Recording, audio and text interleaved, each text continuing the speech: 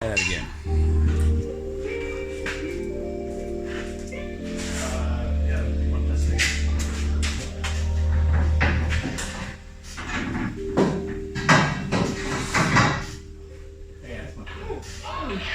This week we take another chunk out of that roll cage, get things working better, get things in together, get things all coming together nicely.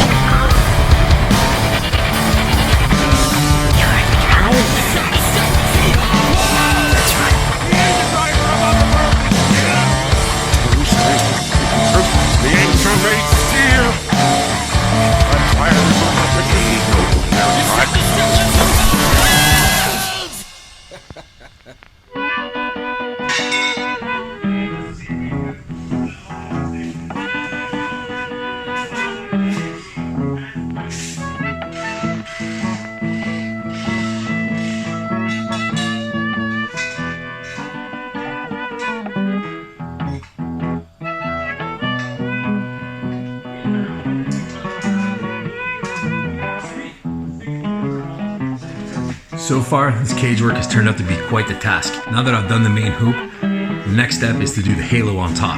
Now it's going to be pretty tricky because I have to get 4 bends in that one as well to match the inside of the ceiling of the ElCamino, and I'm going to have to hold it up and have it lined up perfectly in position while I tack it in and weld it in with nothing really to support it.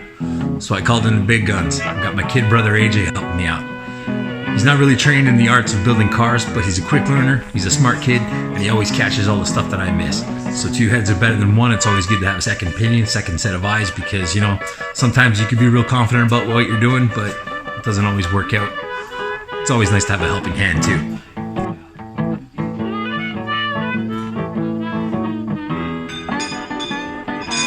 Getting started doing the bends on the halo. It's very similar to doing the bends on the main hoop. You gotta start from the center and then work your way out. Get all your bends, figure out where they're gonna be, figure out where your angles are. In the end, it's gotta come out right next to each other, so like basically a whole 180 bend.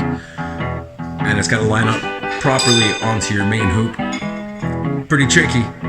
But with AJ there, he was able to check the angles, check the angle finder every time I moved something, or every time I tightened something up, or every time I started bending, so that a second set of eyes was always on it to make sure that it was bent out straight. Laid it on the floor, it was flat. That means all the bends are in angle too. All the bends are in line too. What is up, everyone? So it's been a pretty dense couple weeks of mini truck content. We've been having a blast. Oh yeah, mini trucks are sick. You came right, they are.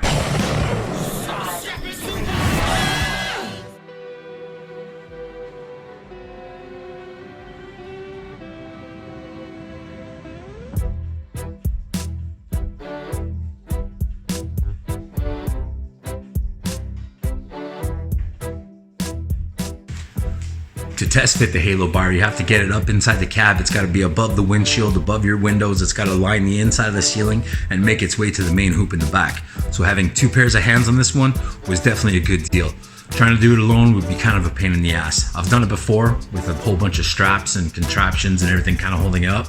I put some of that theory in here too to make sure it kind of stayed where we needed to with minimal effort. But having AJ there to hold it all nice and tight and figure out exactly where I'm going to have to cut was definitely a key part of this project.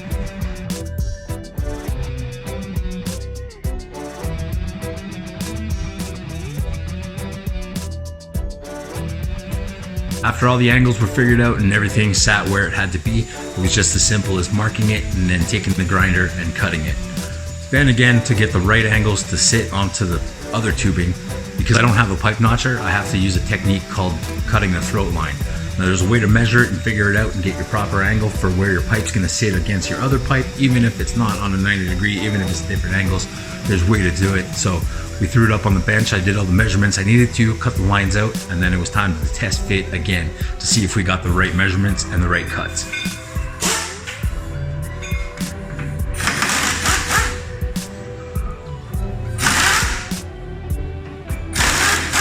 We cut, bent, trimmed, test fitted a bunch of times to make sure it was all going to work out.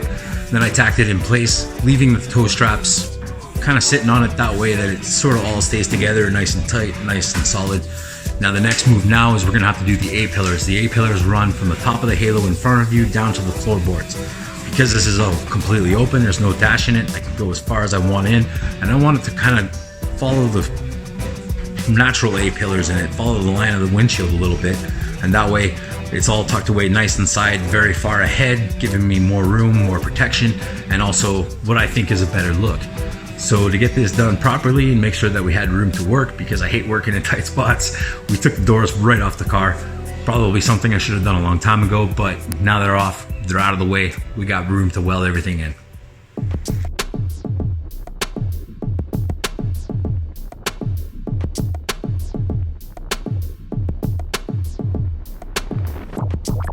To make these A-pillars sit up as far forward as I needed to, I had to take a couple of chunks of metal out of underneath the windshield, as well as alongside of the inside of the door.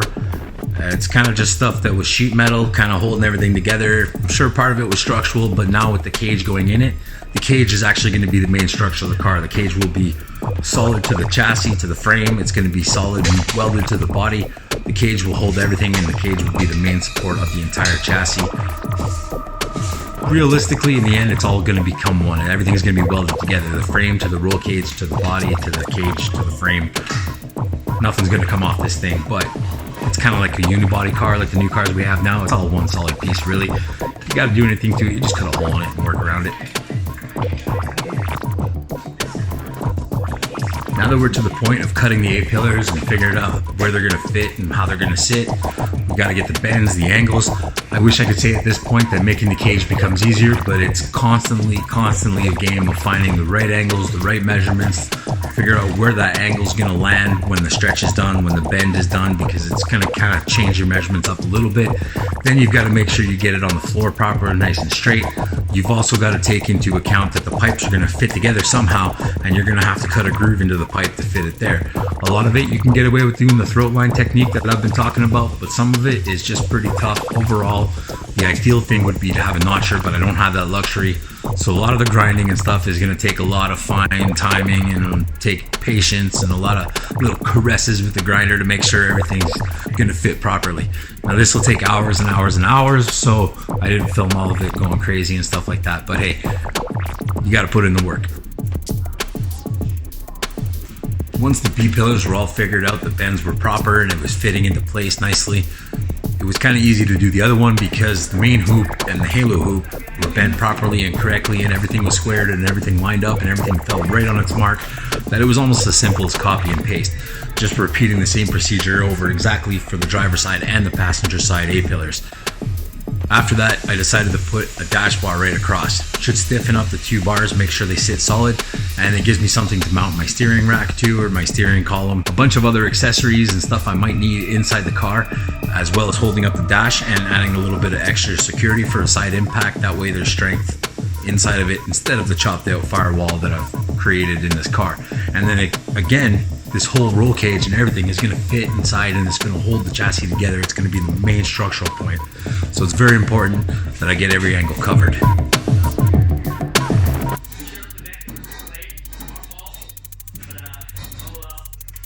Snowed or what?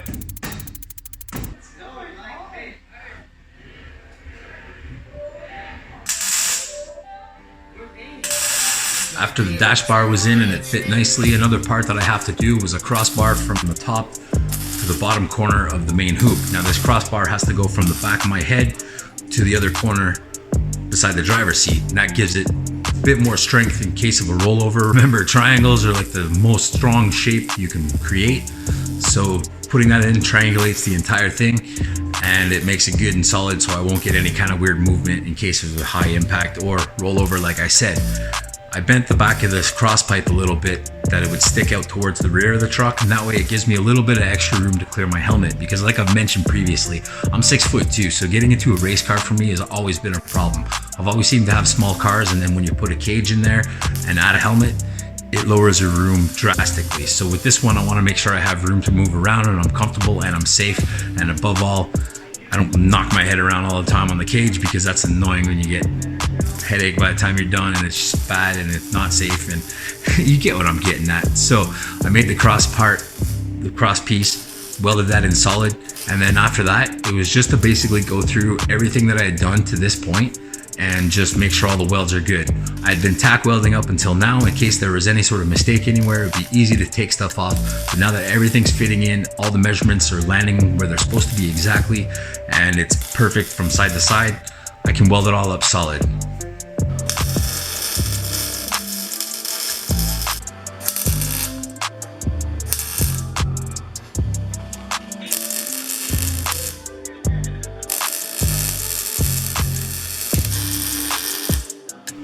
And I would say at this point, it's definitely gratifying doing these kind of welds, because when you're in there and you got the helmet on and everything's working out nicely, you get a good heat going, you can carry your welds nicely, nice and smooth.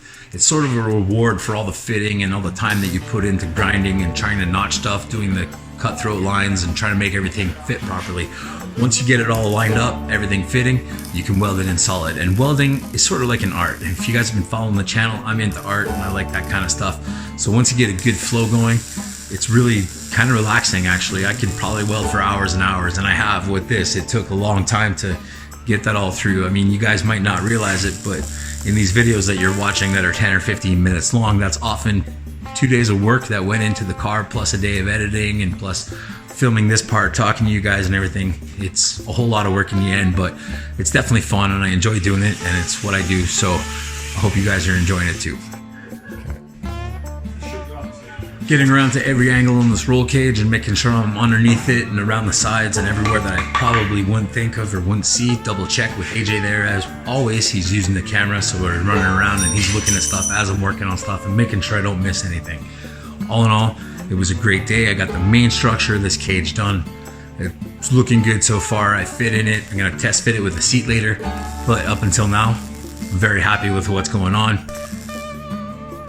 The roll cage was definitely something I look forward to, and it was a lot of fun, and it's tricky, and I did make a couple mistakes, and we are actually running out of piping now, so I'm gonna have to get some of that ordered before I keep moving on forward, but it's going good.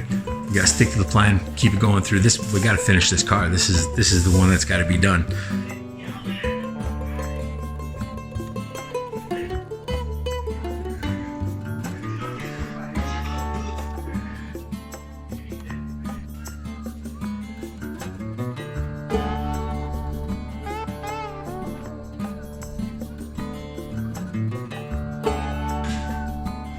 Peace out. See you next week.